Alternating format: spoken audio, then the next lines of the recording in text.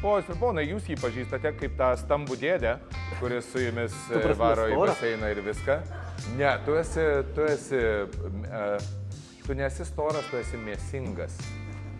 Didelis skirtumas. Ponios ir ponai, Povilas!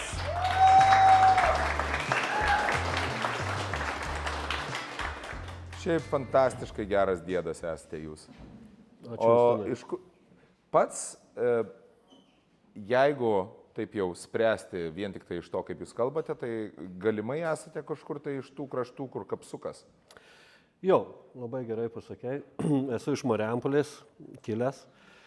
Mano istorija iš tikrųjų labai skiriasi nuo pirmo pašnekovo istorijos. Nes aš kai augau normalio šeimoje, viskas ok, ten nebuvom kažkokie turtingi ar ten labai neturtingi. Bet man viskas buvo gyvenimo paduota. Man nelabai reikėjo dėl kažko stengtis, ėjau į mokyklą, tik tiek, kad eiti reikėjo į mokyklą, buvau vidutiniokas maždaug tuo mokykloje. Ir niekad neturėjau tos ugnies viduj. Plaukiai pasroviui? Plaukiau pasroviui tiesiog. Ir baigiau mokyklą ir atsimenu, manęs tata klausė, kur stosi, ir man toks, nežinau. Net nebuvo minties kilusios, kad kažkur pagalvot, kažkur stot, kažką daryti. Išėjau į armiją, po armijos baigimo grįžau namo, jokio plano, vėl ką darysiu gyvenime, nežinau, paskambinu teta, sako, atvažiuok į Airiją, atostogų, sako, gal, žinai, darbą susirasi. Čia mes kalbame apie tą laiką, kai dar Lietuvoje, kurie čia metai? Čia 2-5 metai. 2-5 metai. Tai dar čia tuo metu Airija buvo svajonių šalis. Mes tik įstojom į Europos Sąjungą. Dar tik tai įstojom į Europos Sąjungą ir tenais, kur Lietuvoje atlyginimas buvo tenais vidutinis 1000 litų, ten gal šiek tiek mažiau, Airijoje jau tai buvo 3,5-4 tūkstančiai ir į viršų. Taip. Ir tai atrodė kosmosas. Oi, tai dar prieisiu prie to. Aš labai norėjau, atsimenu, kaip baigiau armiją, man buvo toks, kadangi aš nieko nenoriu, nieko nematau, pamačiau, kad armijoje visai nieko jie neveikia tenai ir uždirba gerus pinigus lietuviškais mastais. Tai padaviau dokumentus, kad, sutvarkytų man ir galvoju, eisiu dirbti į armiją.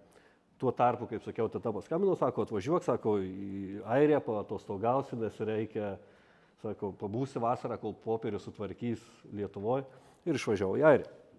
Išvažiavau į Airiją, įsidarbinau, paprastų darbuotojų, medalius audinau su kastuvu, sunkus darbas, kaip Justinas sakė, pinigai superiniai.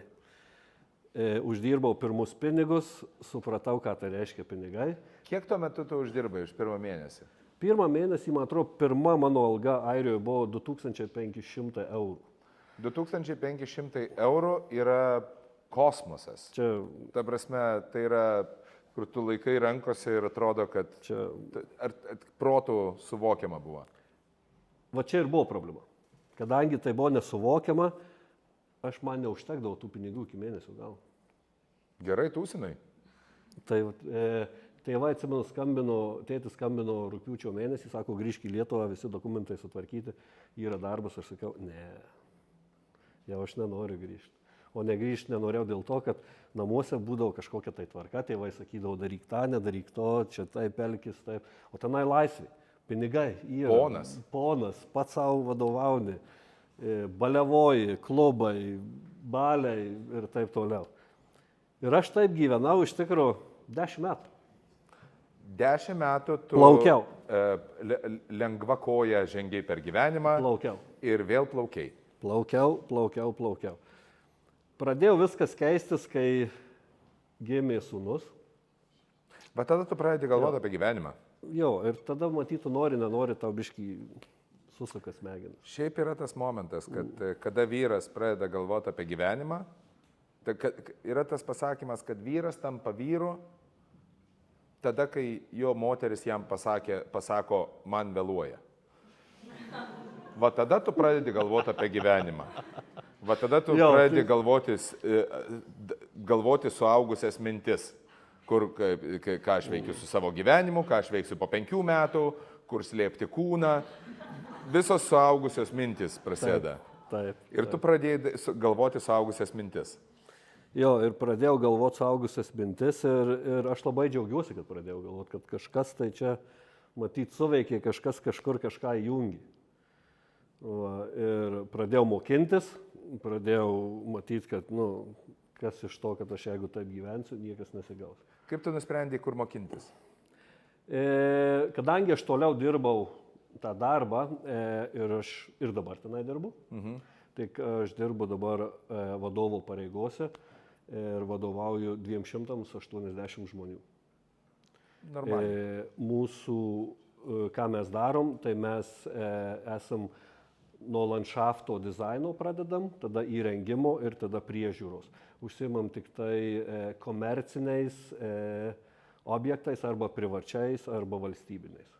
Žodžiu, jūs iš plyno lauko padarote grožį ir gamtą. Jo, parkai dideli ar kažkokie tai apartamentų vietos, kur stato namai, namų rajonai, ta prasme, privačių neužsiimam, ten kažkokių kiemų ar taip toliau. Ir tu nusprendei studijuoti ir įstojai, ne? Jo. Bet tuo pačiu metu valgyti vis tiek norisi. Čia, tai ir studijavau tada, ir dirbau. Pačia ir yra tas man keistas reikalas, kaip žmonės randa darbo ir dirbti, ir studijuoti. Dėl to, kad tada tau paroj valandų lieka 0. Taip. Aš išmokau vieną dalyką, kad kuo daugiau darai, tuo tu daugiau turi laiko ir tuo tu daugiau padarai. Ir pas mus atrodo, tos valandos 24 yra, bet kažkaip, kai pradedi daryti dalykus, tu pradedi, atrodo, tos 24 valandos patampa kaip 48. Ar čia dėl to, kad jeigu tu kuo daugiau turi užduočių savo dienoje, tuo tu labiau esi priverstas tiesiog pačios situacijos, esi priverstas planuoti savo laiką? Taip. Ir be planavimo tu tiesiog pražūsi, nes tavo kiekviena valanda turi būti suskaičiuota, ką tu darysi, kur darysi, ką tuo metu veiksi, ar turėsi laisvo laiko, ar neturėsi laisvo laiko.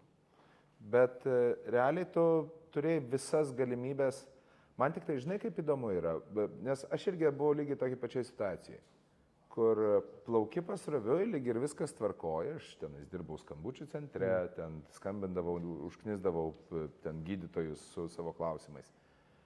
Ir viskas kaip ir ėjosi, ir aš būčiau galėjęs eiti ir toliau tenais būti, bet vat yra tas momentas, kur paaukšta ir viskas persijungia. Ir jeigu tik tai tu pradedi dirbti tame darbe, kuris tau patinka, ir tu pradedi iš tiesų domėtis, ar tau tas medelių sodinimas, jisai buvo iš karto įdomus, ar tu radai susidomėjimą, kaip tu radai susidomėjimą, kad tu nusprendei tenai siekti karjeros? Aš į tą darbą, aš galima sakyti, įkritau. Tai nebuvo kažkas tokio, ką aš norėjau daryti. Man, kas iš tikrųjų man patinka dirbti su žmonėmis. Dabar ką aš darau, aš turiu tą galimybę, man jau tų medelių sodinti nereikia, aš dirbu su žmonėmis, žinoma, dirbi ir su kompanijos žmonėmis, dirbi su klientais, ieškai tų darbų, dirbi su labai turtingais žmonėmis. tą ratą aš savo pakeičiau, su kuo aš seniau bendravau ir su kuo dabar bendrauju nuo 90 laipsnių kampu. Ką aš išmokau, kad kai pradėjau siekti kažko daugiau, aš visus draugus praradau. Bet o tavo draugai buvo irgi pasroviniai? Turbūt. Pasroviniai tekėtojai? Taip. Ir tada į tave visi, kada tu pradedi augti, visi į tave duria pirštų ir lyg tave bando atgal grįžti, ką tu čia darai, kokias nesąmonės. Nebandyk čia vaidinti, nebekandies. Nu, ta prasme, iš kur tu čia, kodėl tu čia dabar taip darai. Ir ta sėkmė mane kaip žmogų, jinai užkrečia ir jinai tikrai užkrečia. Aš pabaigiau vieną aukštąjį, tada ėjau antrą diplomą, pabaigiau, dabar mokinuosi trečią diplomą. Ir tiesiog kaip pagauna ir tu stengiasi kapstytis vis į viršų, lipi. Ir nežinau, kada sustos. Ar tu turėjai discipliną iš karto? Ne. Kaip yra įgyjama disciplina?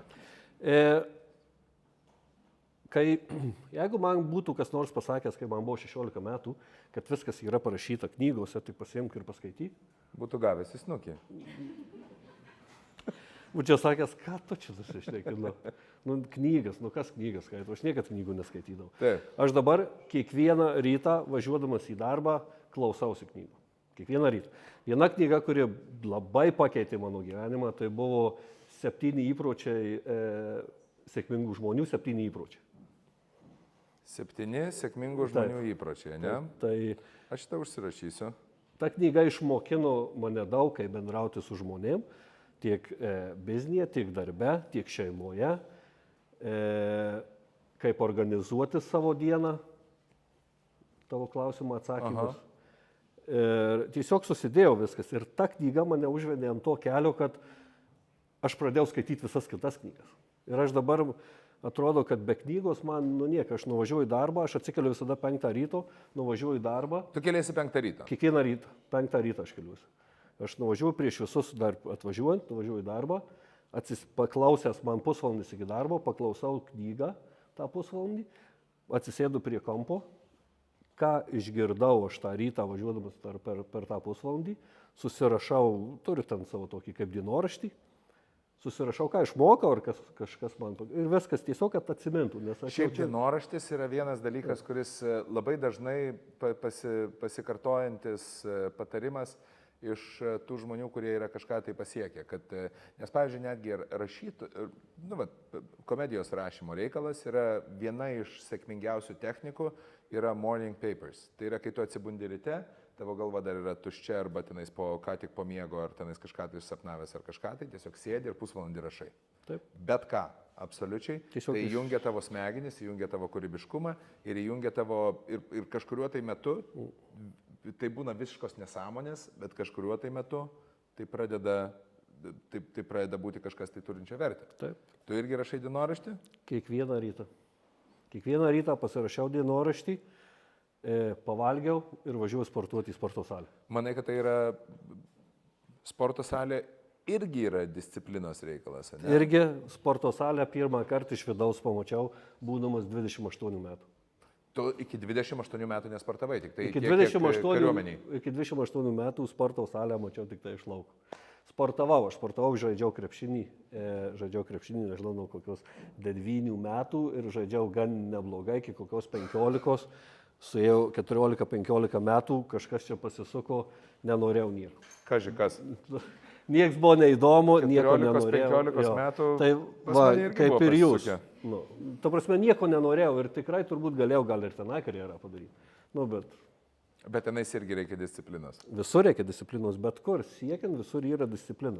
Gerai, jeigu tau reiktų, pavyzdžiui, paimti, Hebra dabar yra, vėlgi aš įsivaizduoju, kad taip jaunam amžiuje jums kiek, po 25, ne? Dalykai, kuriuos tu būtum daręs 16, 15, 16, 14 metų, kad palengvintum savo kelią iki ten, kur dabar esi.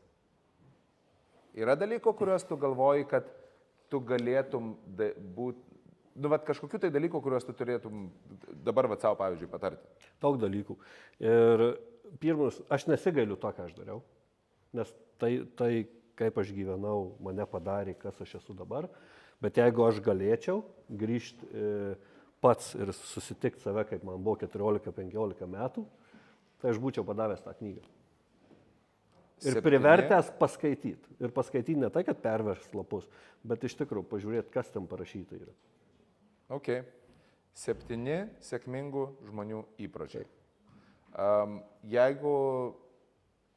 Aš tada dar iš kitos pusės paimsiu. Dėl to, kad aš, pavyzdžiui, prisimenu save 14-15 metų, viskas buvo bullshit ir aš nieko neklausiau, dėl to, kad aš viską ar taip geriau žinojau, o jeigu nežinojau, tai nelabai įdomu buvo ir nebuvo labai svarbu, kad man iš viso tai rūpėtų. Ar yra vienas dalykas, kurį žmonės gali daryti, kad jisai atvestų juos prie tos knygos? Vienas dalykas, vienas patarimas, vienas įprotis, kurį žmogus gali turėti, kuris išsišakos į visus kitus teisingus įpročius. Aš manau, reikia susirasti tą žmogų, vyresnį žmogų, kuriuo tu galėtum pasitikėti ir kuris tave galėtų nukreipti tą linkme. Nes tau kiekvienam mums reikia mentorystės, kiekvienam mums reikia turėti žmogų, su kuriuo aš galėčiau pasikalbėti. Kai tau yra 14-15 metų, kad ir kokie santykiai geri su tėvais yra, tėvai ir kažkas, tai tikrai ne tie žmonės. Kad tas suaugęs žmogus... Tu jiems nenori sakyti dalykų dėl to, kad jie po to išnaudos tai prieš tave? Gali būti.